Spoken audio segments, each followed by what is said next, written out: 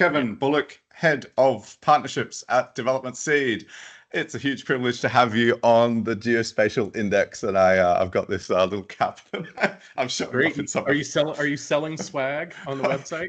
I think that's the next step. I do need to find a way to generate money from this initiative. Yeah, it's all about the merch. Yeah.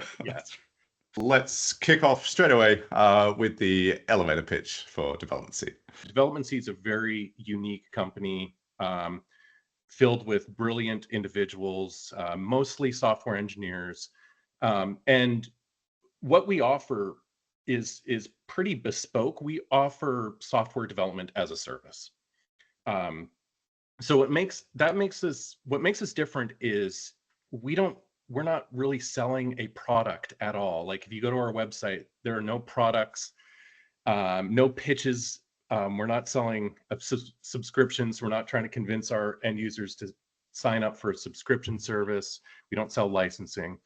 What we do is help organizations build products of their own. So we build tools, platforms, websites, data processing pipelines for our partners. And what makes us unique, I think, is our fundamental belief in open source and practice, open source practice.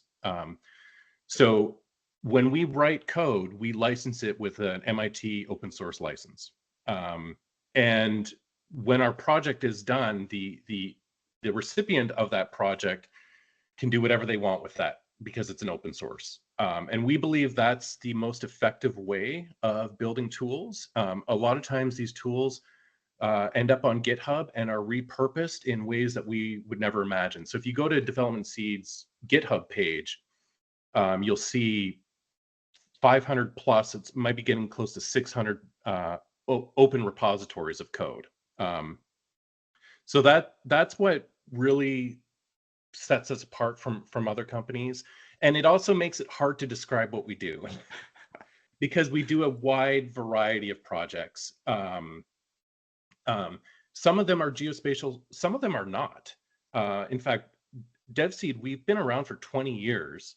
And if you look at the lineage or history of Development Seed, a lot of it was in civics and election, global health. What we gravitate towards is solving big, gnarly, complicated problems that involve a large amount of data. And election accountability is a good example of that, and that's how we got into this. Half my job is to highlight the common threads across episodes. So what you're highlighting to me is this global issues thread that came up in the last episode with Jed Sundwall. Yeah.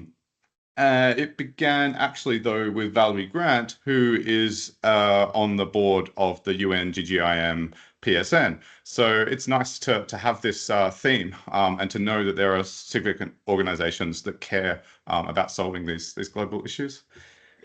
That's a great way of putting it. And we, coincidentally, we do a lot of work with Jed and his organization. We're part of the Cloud Native Forum, Yep. which Jed has spearheaded, and we work with the United Nations. We've done really amazing projects with UNICEF and UN OCHA, and yeah, we're focused on impactful global issues, and a lot of them happen to be in the global development space, humanitarian space, climate. And what has really drawn us into sort of remote sensing and earth science is like our goal is to help people make the best decisions with the right data and the optimized set of learnings from a data set. So that can mean a million things. But in remote sensing, what we see is there's a plethora of satellites, weather satellites, communication satellites, imagery, synthetic aperture radar, massive data sets that are very complicated to use. And we see a big gap between the potential of those data sets and the application and the usage and the decision making coming off of those data sets. So a lot of our work involves optimizing and inventorying these large, it could be remote sensing data sets, it could be vector type data sets. A real cool project, and it's on our website, that I highlight just to show the breadth of our work, is we did a biodiversity project in Australia that used acoustic recordings. So there's an organization called A2O that set up microphones throughout the entire country of Australia and listened to animal species for 5 years. And they captured all the recordings, and it's a massive amount of recordings. That's not what you typically think of when you say big data. But you had big sound data, it sounds like. You can have big sound data, exactly. Amazing. And so we worked with Google.org and this Australian Acoustics Observatory to,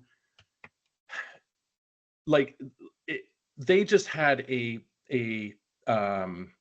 massive data set of acoustic data. So we went through and inventoried it and organized it and used machine learning to optimize the data and actually count and aggregate species. There's the size of the species and their migration patterns throughout the country. So it helped them actually analyze and understand what the biodiversity is in Australia.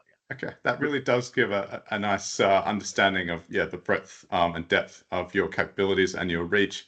Yes. There's another theme really emerging in terms of the guests of the global sort of remit that some people have. It reminds me of what Andrew Schroeder does around the world with direct relief. So it's a privilege to have another highly capable organization and guest on. In the lead up to this, Kevin, you were saying that Development Seeds has a uniquely capable bench of software developers. So it sounds like what you bring to bear on the world is their intelligence and an approach that releases the solutions that your team comes up with in a way that others can leverage. So am I right in sort of getting at the niche that it's software development, it's cloud native geospatial or cloud native whatever discipline, and it's open source solutions, often with a global scale? It doesn't sound like a niche to me, but it sounds so broad. Yes. But in terms of identifying other players, the way you characterized it is exactly what we do. Okay.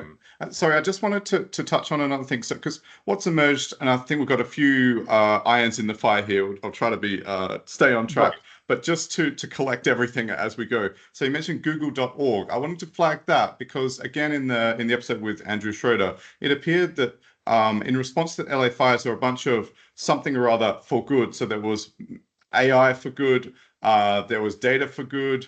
It sounds like there's Google.org. It sounds like it's really nice to know there's a whole bunch of organizations that are carrying along in the wake of large tech companies using these systems and intellect to benefit humanity. Absolutely. And just to plug that one further, the AI for Good was the Microsoft AI for Good. It's the same group that released the global, global building footprint database and the planetary computer. Okay. Yeah, I just love that term, planetary computer. To continue a thread. So a couple of episodes ago, I had Priscilla Cole on, the event chair of Geospatial Risk Summit in Manhattan at the end of the month. What can I say? I don't want to say luck, but as fortune or misfortune had it, what happened in the ensuing week after that episode was the LA fires. And then the best person I could find to talk to, I guess, about that was Andrew Schroeder from Direct Relief, who has some incredible spatiotemporal analyses of human movement using Meta's Data for Good, I think, platform to look at less than expected numbers of people in certain areas and more than expected numbers in other areas. It would be interesting to know how this disaster and this risk of fires has registered with you and an organization with the capabilities of Development Seed. Yeah, thank you. That's a great setup. And so Development Seed has been involved in disaster response, generally speaking. Like we built a hurricane forecast tool We work with HOT OSM, which is the Humanitarian OpenStreetMap team. So it's in our DNA to participate in these things as disasters unfold around the world. And in particular with LA, the thing that struck us is there's sort of a good there's a good part of this and then a challenging part. I won't say bad, a challenge. Obviously, I don't need to go into the scale or the magnitude of these fires. It was a perfect storm, as they say, for a wildfire, and obviously a horrible situation for people who have been displaced or have lost homes or lost life. So first of all, like, that's the most important thing. And Andrew, I saw a bit of Andrew's interview with you. He's doing an amazing job. And as many organizations are, like, that's, you see the good in people and organizations in the way they respond to these type of things. We also see it, like, we look at it because we work closely in the remote sensing in the satellite industry. By the way, we hold a sort of an annual summit called Sat Summit, where we bring together these organizations and these providers, and we have these discussions. We'll have one in DC in the fall of this year, and the things I talking about today will be a theme at that summit we hold. So the thing we saw, like, a time on a satellite is a finite resource. Like there's a limited amount of capacity, as they call it, on satellites. And what we saw is most, if not all, of the satellite providers open up data in response to the fire. And this is a good thing. Like, we see this with the big global disasters, we see this. And as a result of that, Development Seed, we believe open data, like in our utopia, all satellite data is open, because there's so many benefits to that. And we see, and you saw the analysis, all the maps, the dashboards, the analysis that came out of that, which was awesome. Like, that is the power of open data. You open up the data, we're going to analyze it, and people are going to come up with creative and informative tools that actually help. They help with logistics. They help with understanding where displaced people are, obviously where the fire has impacted the buildings and the roads and the infrastructure that it's impacted. So it's all very helpful. So the good is there's this massive response. The bad, or the frustrating part, is there's no collective, there's no central repository for all this stuff. So companies it's just some guy like me on Substack banging away at 3 o'clock in the morning trying to collect it all. and then exactly. And kudos for you for doing that. And I saw there are several people like you and organizations that are trying to just inventory, like if you're and this is where it gets real. If you're a boots on the ground responder, or you've been displaced, where do you go to get that information? Like, and this is sort of a more general statement, like, and this is a big challenge in the geospatial world. If I were to ask you, hey, Will, if you want to listen to, your favorite band, what app would you use? Your favorite music? And what would your answer be to that? Well, I mean, Spotify. Or exactly. Music, yes, it's not a trick question. It's immediately Spotify. Top of mind. Yeah. Right. If you wanted to buy something and have it delivered to your home, there's an app for that with Amazon. In the geospatial world, we don't have an app like that. There's no Netflix of the geospatial. So I can say that, sorry to butt in, but no. What I'm about to say is only because I've been running this podcast and finding guests, and I'm trying to keep up with the industry. So I can name one, Skyfi. Okay. but they're a commercial operation set up Exactly. by an energy trader Yep. because he couldn't solve the problem easily himself. But I Okay. think what you're talking about is something slightly different. So I'll let it back to you. It is no, it's a good point, and I know the team at Skyfi. They're great people. It's a great app. I know the Luke team over at Fisher is the yes, CEO. Yeah. yep. I know the team over at Skywatch. It's a great app. The challenge, like, and I went on both these platforms in the past week, and I went on Skyfi, and they're it's a great app. It's a mobile app. I would say it doesn't have the pervasiveness as a Spotify at this point. Like, we know about it because we're geo nerds. Um, I went to the open data section in Skyfi, and there was Sentinel data and Umbra. There was no Maxar data, which is a big gap. There's no planet data. There was no OpenStreetMap. There was no analysis. So I could download a very low resolution Sentinel image, which is available on many, many platforms. The swimming pool analysis GitHub uses Sentinel, or I could download a SAR image from Umbra, or I could buy Vexcel aerial imagery at $100 a square kilometer, which is strange to me.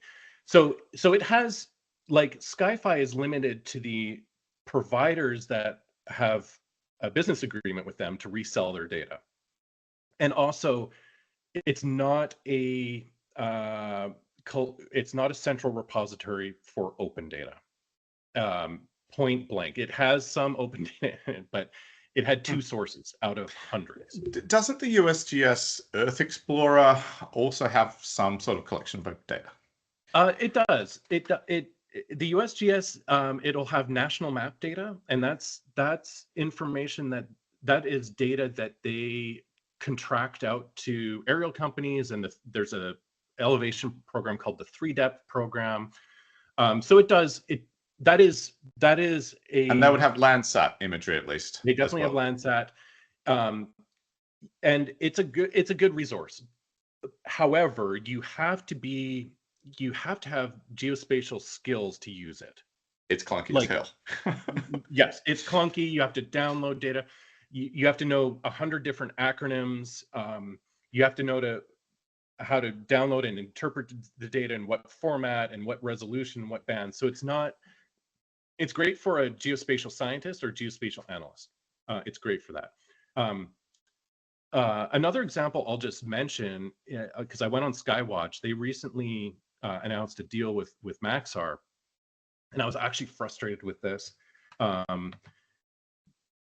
they have Maxar data, but it's not open data. They're charging for it, and it's probably I'm going to give them the benefit of the doubt that they just don't realize this, but Maxar is making free and open data available through their portal, which is then picked up by the AWS Open Registry, which is, side note, AWS Open Registry is probably the best place as a central repository for open data. But again, it's not, everything's not there.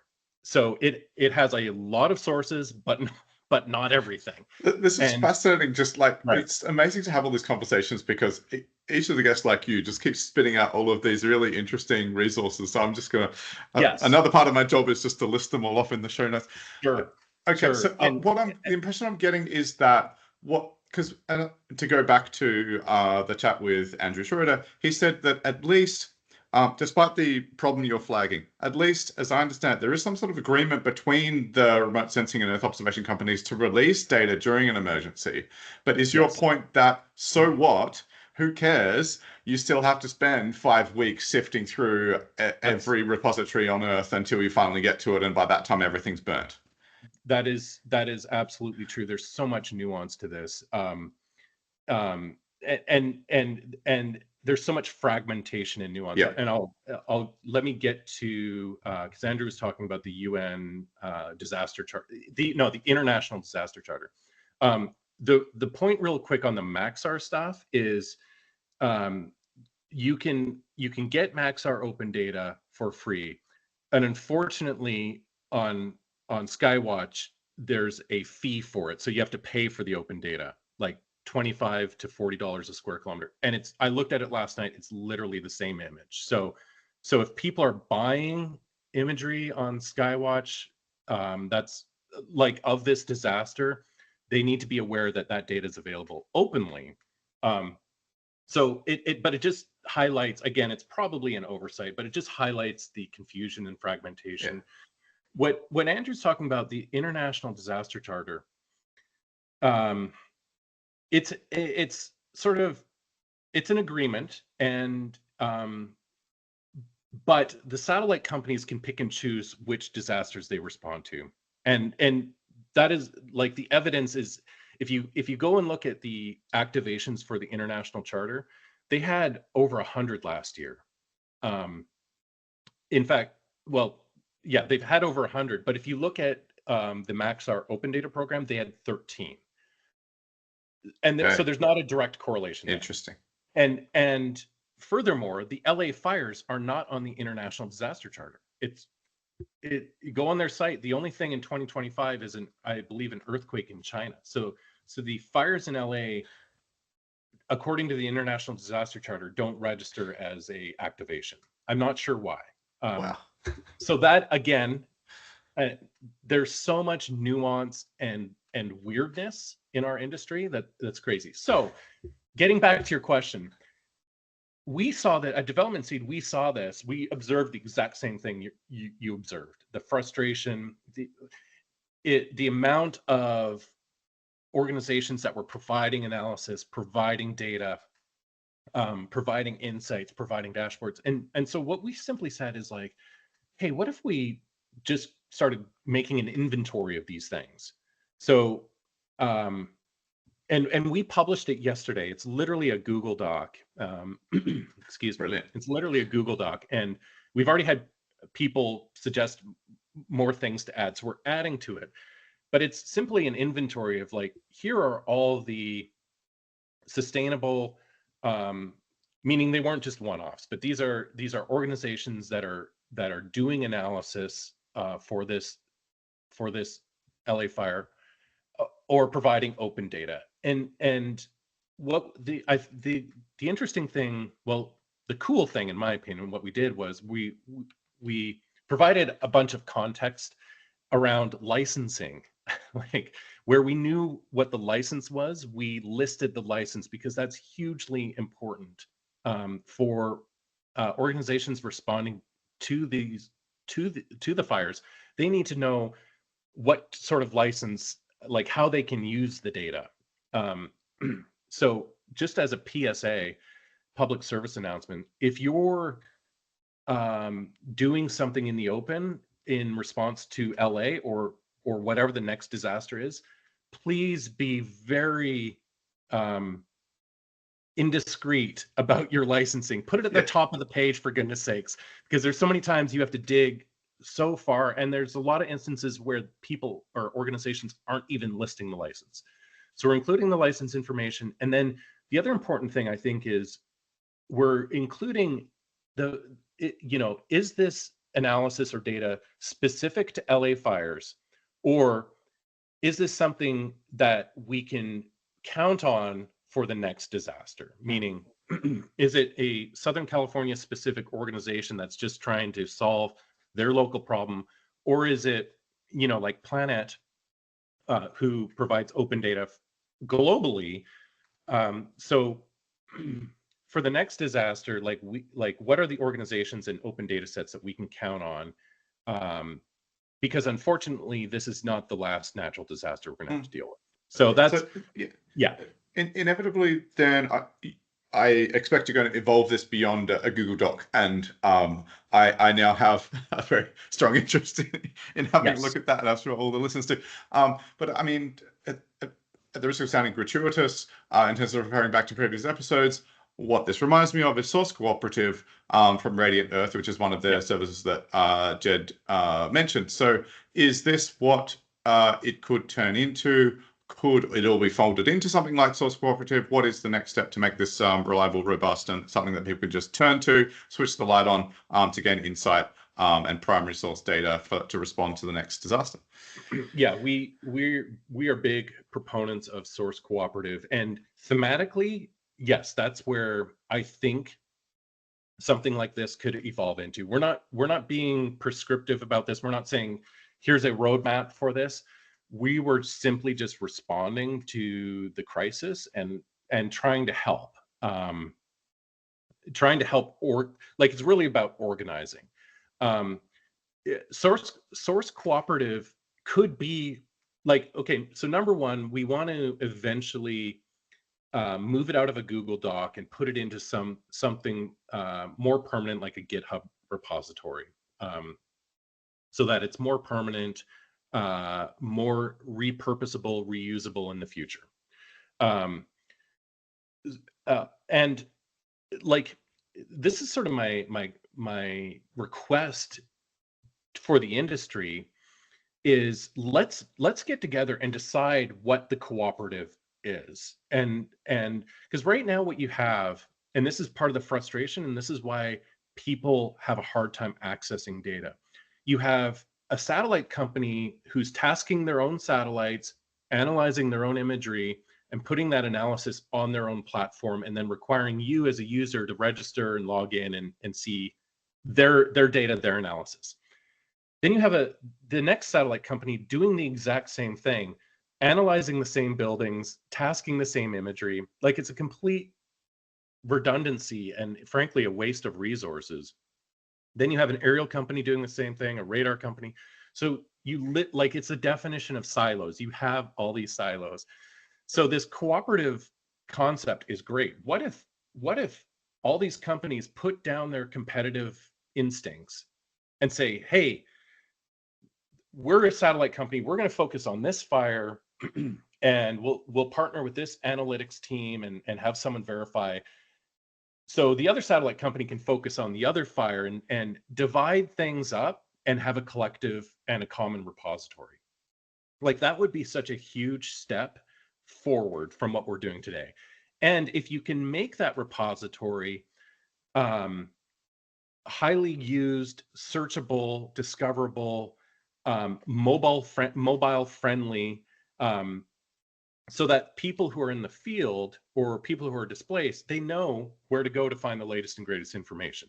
I'm sure you read Brianna Pagan's note on LinkedIn, how she unfortunately was impacted by the fires, and she's spent her career, she's a PhD scientist working with remote sensing data, and she was so frustrated because she couldn't find the data. If someone like that, as intelligent, and she knows the satellites, she knows how to analyze it, Right. but she couldn't find the data, and she had to rely on someone on the ground, sneaking past a barrier to go take a video of her dwelling. That's how she got the information, not from a satellite, which is yes. It's out to use a slightly comical poetic phrasing. It sounds like it's time to strike whilst the iron is hot. I mean, it sounds like something to literally just bring to the attention of the more powerful, influential figures in our industry. By the way, it sounds like development scene may have a few of them, but people like Nadine Alamay from Taylor Geospatial Institute, whoever the leading lights are at USGS, it sounds like we need to be prompting those people to start to herd the cats. I fully support that. And it's a bit embarrassing what you're talking about, really. It's surprising and a little bit embarrassing that you're having to have this mad scramble.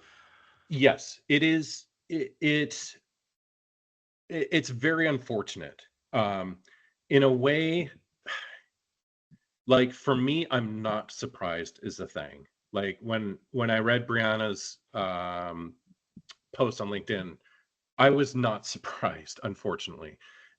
This is an industry that spends billions and billions of dollars designing state-of-the-art equipment, launching it up into space, and operating.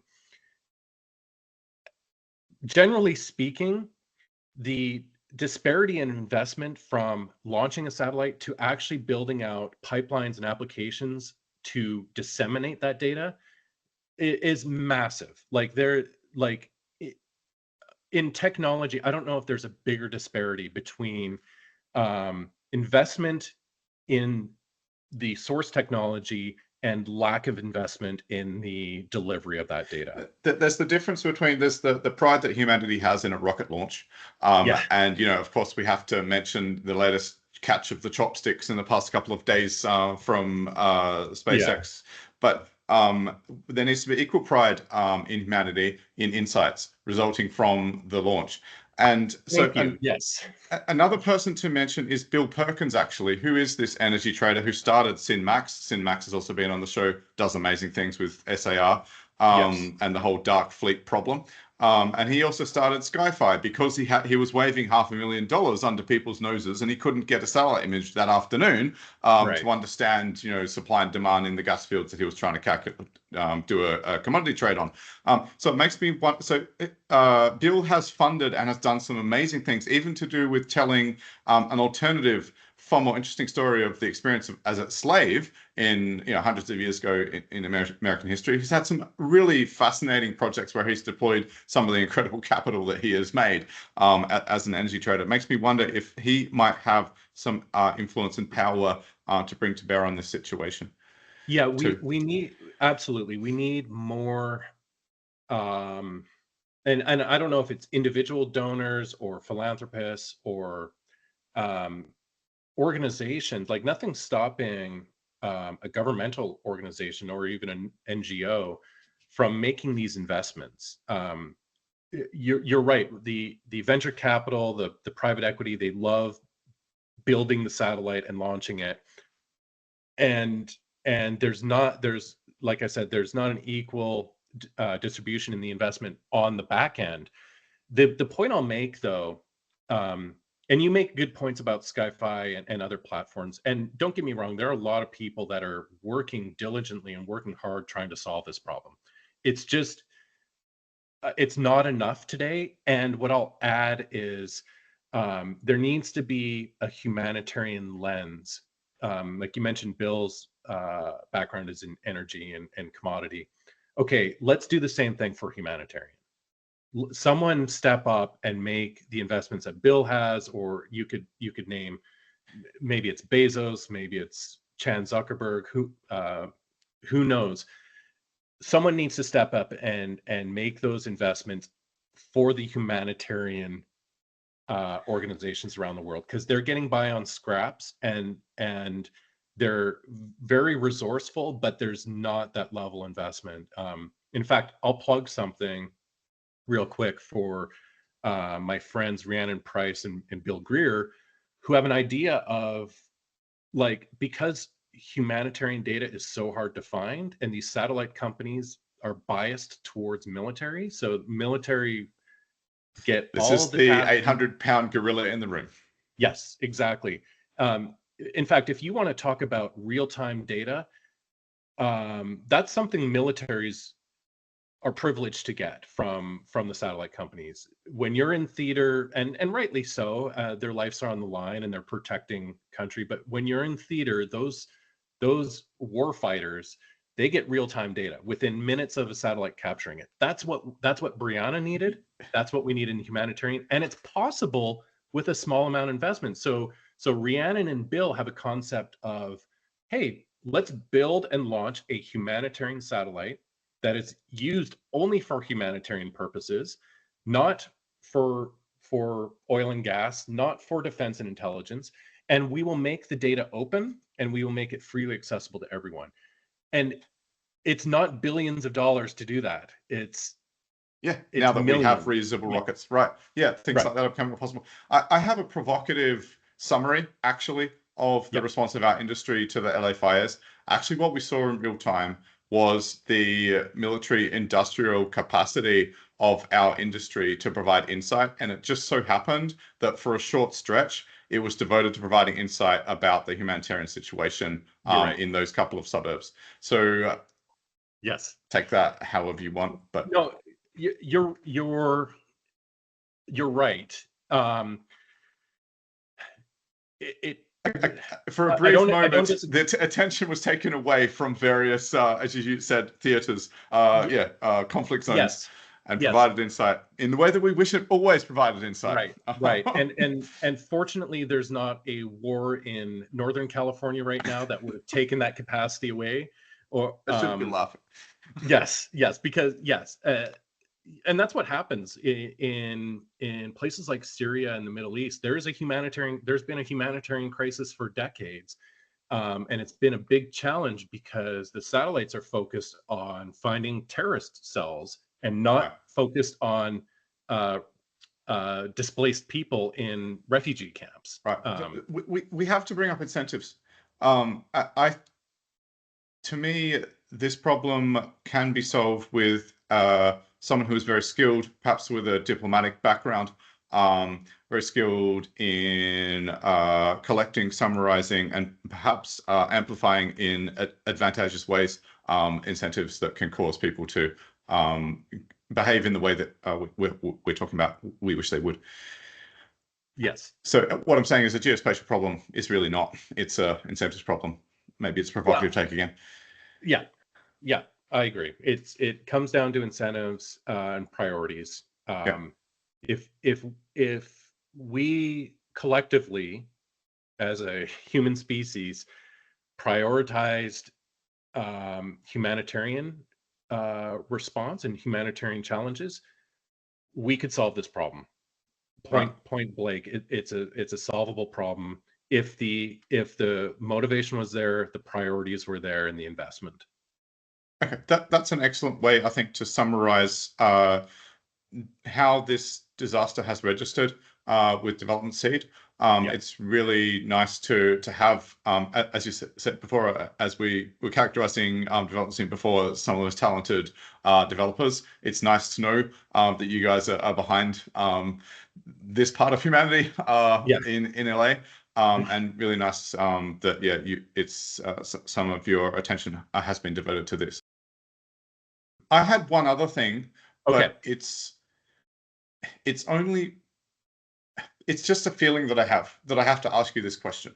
Okay. Sure. And it's only because you said that you're working on problems for NASA. It's clearly a talented team that makes an impact. So I have to ask this question. Yeah. So within 2 weeks of my family migrating to the US, Yeah. a software developer shot the CEO of United Healthcare dead in the street of Manhattan. Okay. It occurs to me that the problems he was facing, failing to get adequate healthcare, he was positioned uniquely well to address the challenges he and so much of the population of the US faced. Yeah. I feel that poor Luigi Mangione, look, he was a 26-year-old guy or whatever. We are filled with rage sometimes, especially as young men. I get it. But he was a software developer. He knows how to create software. You mentioned product management. I've done this fundamentals of product management course at Stanford Continuing Studies. I have never seen such a torrent of customer needs emerge at a population level before. Yeah. There has to be some response from the software development industry to make it easy for regular folk to challenge unfairly denied insurance claims. So fundamentally, as Americans, we can choose to change the system, and this has been brought up by certain politicians in the past and hasn't gone anywhere. So there's a different way of doing this. What I'll say, like, I didn't know Luigi was a software engineer. I knew he was a real smart, like he had Ivy League schooling. I didn't know he was a software engineer. It was a car sales company or something like that. Okay. Yeah. I think so. This is not the solution to the problem, but I think a place we can start is by exposing what these companies do, the salaries the CEOs make, the profits that they make, what they do with those profits. Are they buying back stock? What are they doing with those profits? Like they're public companies. So number one, if I was a software engineer, and there's people who've done this with like political donors, because political donations are public. go in and expose these companies and their profiteering, and expose, like, there's a So this is a there dashboard. You're talking about an information, an analytics dashboard, basically. sure So you can I'm drill thinking, down. Yep. yes, I'm thinking there's a gentleman, and I'll dig up his name's Josh. I'm blanking on his last name, but he's sort of a journalistic software developer, and he created a website. I think it was called Drone Strike, and it just, all it did was broadcast and notify every time the US launched a missile in some foreign country, and launched a drone. This Like, is what you call transparency. yeah, exactly. And I mean, just that Drone Strike website brought so much awareness. Like, people did not realize, like, how, so what if there's a drone strike for US healthcare, as an example? Amazing. So I love, wow, I love this collision of imagery, but yes, it's apt. so my contribution is make it a nonprofit, make it an open source collective, just like we were talking about with satellite imagery and disaster response. The sustainable way, and to take the profit motive out, is to systematically build something in the open that can be trusted, and can't be influenced by other things. So I'm with you on that. Like, people are frustrated, and it has, like, people are dying, Yeah. and they're in one of the, like, most advanced and wealthiest countries in the world. There's a better way of doing it. Unfortunately, you have an establishment of healthcare companies that are going to fight tooth and nail. So there has to be almost a revolution. There has to be a healthcare revolution in the US. And I think it's percolating right now. Like you said, that one incident brought to light so many Oh, insane stories, like yeah. the one you highlighted. Like, I can't believe this is happening in 2025 in the United States of America. This is what we're saying is acceptable. Like, we are saying this is acceptable, and it's time to change that. Yeah. Okay. All right. So I feel like there is hope that there's a product management solution and not a firearm based solution. And I agree. I'm really Yes. happy Solve it in with my, product. yeah, within we using whatever power I've managed to kick off within the circle that I have access to this perspective to do what Luigi, if he wasn't feeling so enraged, Yeah. had the potential and the power to do. So I hope that we can start something here. So yeah, Kevin, it was amazing that you were up for this. It's a sign to me of the care that Development Seeds has for our community, that you're up for coming on the show, and Thank you. your the genuine breadth of your interest in problem solving for humanity has been on display here, Kevin. So thanks. Awesome. Thank you for having me. It's been a great discussion. Let's keep the discussion going, please. Yes, Like, it doesn't end today. This is an ongoing discussion. thank you, So I Kevin. appreciate it.